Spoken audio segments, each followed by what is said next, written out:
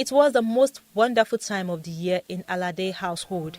The streets of the Nigerian neighborhood were alive with the sights and sounds of Christmas. Children laughed, fireworks lit up the night sky, and the air was filled with the aroma of fried chicken and jollof rice. The Alade family was especially excited this year. God has blessed them abundantly over the past month. After years of struggling in a cramped one-room apartment, the family had moved into a magnificent house, a mansion, as everyone in the neighborhood called it. Its gleaming white walls and shiny gates were a testimony to their answered prayers. Papa Alade, the head of the family, always reminded his children of how faithful God had been. If not for God, we wouldn't be here today, he often said, his voice thick with gratitude. For as long as anyone could remember, the Alades had a special tradition every Christmas morning. Before any food was cooked or gifts unwrapped, they gathered in their living room to offer Thanksgiving prayers.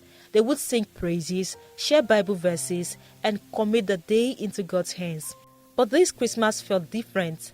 The joy of their new home and the excitement of hosting a large family celebration had taken over. They had bought new clothes, piles of gifts, and an abundance of food. Everyone was eager to show off the new house and make it a Christmas to remember. Christmas morning arrived with all its glory. The sun was shining brightly, and the sound of carolers drifted in from the streets. In the Alade home, the hustle and bustle began early. Mama Alade was in the kitchen with the women preparing a feast.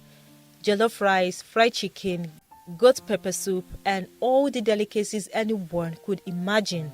The children, giddy with excitement, tore through the house, unwrapping their gifts, from shiny bicycles to stuffed animals and new clothes. The living room quickly became a sea of wrapping paper. Papa Alade, dressed in a new agbada, walked into the room just as his youngest son, Kunle, timidly asked, "Papa, aren't we going to pray like we always do?" Papa Alade waved him off, smiling. "We've prayed plenty this year, Kunle. God already knows we are grateful. Let's focus on making today perfect for everyone. Guests will soon be here." "But Papa," Kunle started. But his father had already moved on to instruct the older brothers to set up chairs for the guests.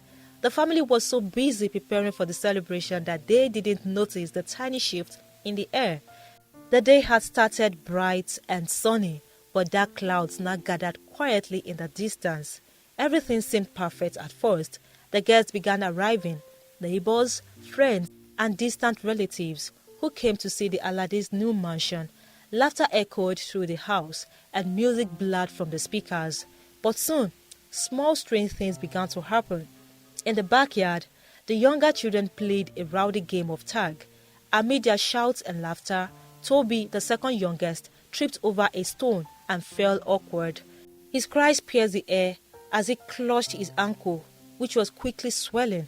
The joyful mood in the house dimmed as Toby's parents rushed him to the nearest clinic. The clinic, however, was overwhelmed with patients. It seemed every family in town had an emergency that day. Hours passed before a doctor could attend to Toby, leaving the rest of the Alade family waiting in worry and frustration. The Christmas feast was delayed, and the mood in the house grew tense. Back at the house, more strange and troubling things began to happen. A glass serving tray suddenly broke into pieces for no clear reason, spilling and ruining an entire batch of fried chicken.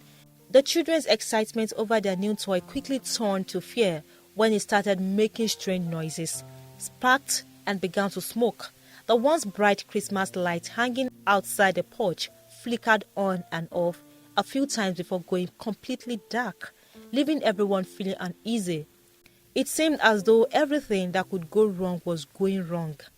"These are just coincidences," Mama Alade said nervously, but Papa Alade looked uneasy. As the day wore on, disagreement began to flare among the guests. An argument over a misplaced gift escalated into raised voices, and several guests stormed out angrily. What had started as a joyous celebration now felt chaotic and strained. It was then that a knock came at the door. Papa Alade opened the door to find an old man standing there.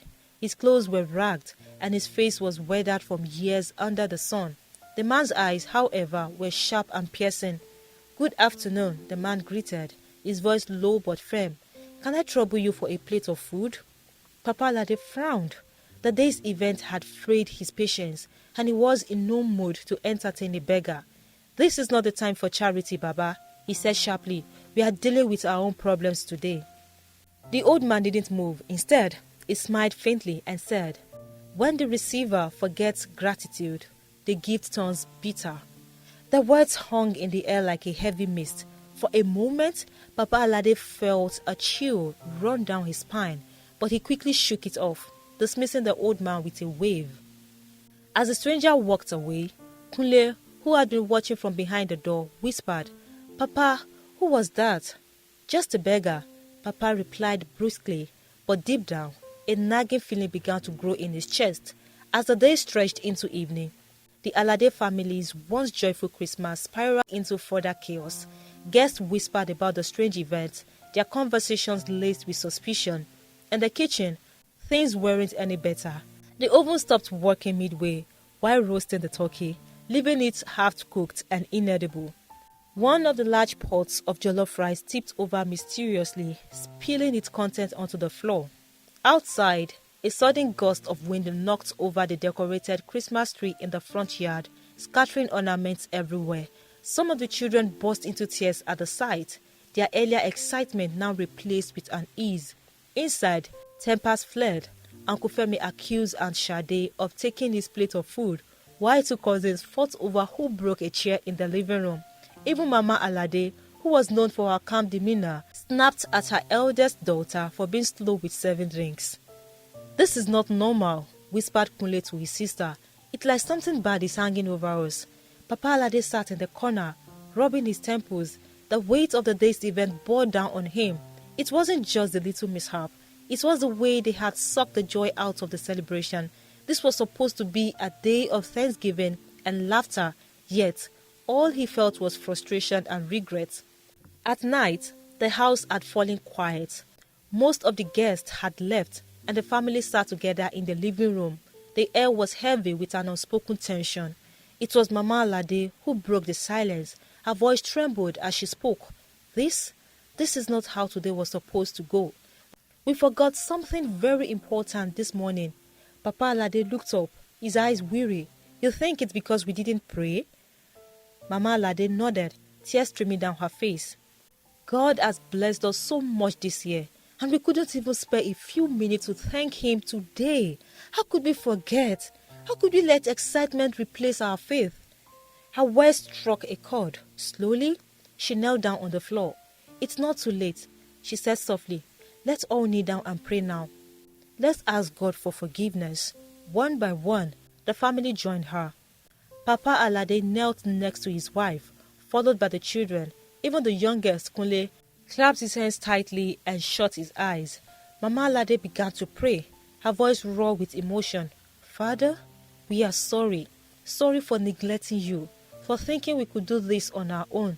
Thank you for your blessing, for this house, for this family. Please, forgive us, Lord."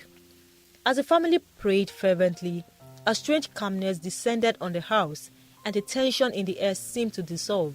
For the first time all day, peace filled the room. The next morning, as the family gathered for breakfast, there was a knock at the door.